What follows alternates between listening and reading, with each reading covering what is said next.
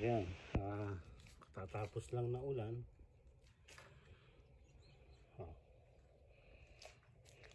Tahimik na naman, maya uulan na naman yan. Ayan na yung mga dahon ng puno.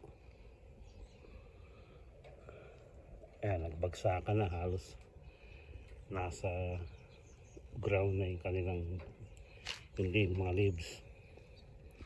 Dito tayo sa banda rito. Harapan ng neighborhood as usual.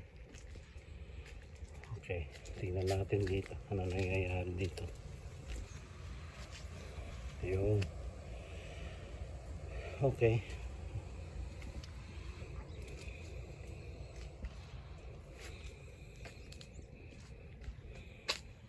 Tahimik lang ngayon dito.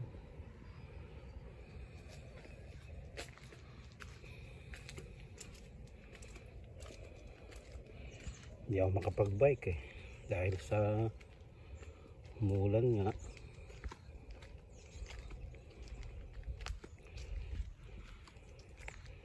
Ayan ang mga nangyayari dito ngayon. Okay.